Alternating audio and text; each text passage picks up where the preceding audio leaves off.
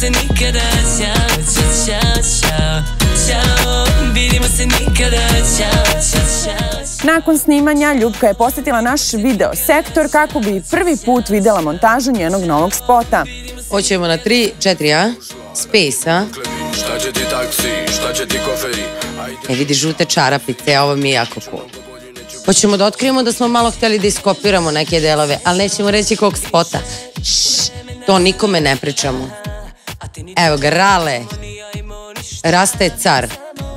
Snimali smo do ujutru, negde 7-8, ali 2 dana je trajalo snimanje i isto vreme. Od 12 do jutra. Tako da možete misliti kako smo izdržali. Da, vidi ovaj koš, majke ti. Znaš koliko sam visila na ovom košu, sedela tamo. Znači, obruč je toliko tanak, nekih 2 santimetara. 2 sata sam ja tu sedela dok smo snimali scene. Znači, guzica mi je utrnula. A imam jedan dobar snimak u telefonu kako sam silazila sa koša. I to ću da vam prosledim, da pustite. Jako je cool i jako je dobro. I šteta što se ne vidi kako je to izgledalo od pozadi. Mislim da je mnogo lepše izgledalo od pozadi kako sam bila obučena nego spreda. IDJ radi najbolju kolor korekciju na svetu, verujte mi. I ove cheerleadersice su me malo iznervirale na snimanju.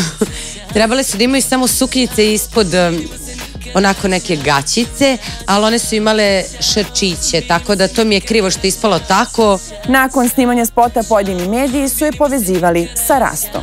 Pa vidi, ja ni u studiju nisam mogla da primetim da kod njega nešto ne funkcioniše. Naravno ni na setu, mislim.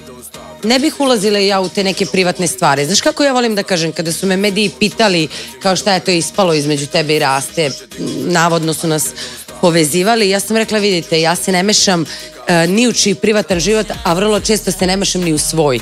Tako da ne bih ja tu više komentarisala. Mada naš pesma sama kaže ćao, ćao, vidimo se nikada. Ja ne znam čime je Stefan bio inspirisan kada je napravio ovu pesmu. Vidimo se nikada. Gde si pošla, reci mi dokle bi, šta će ti taksi, šta će ti koferi.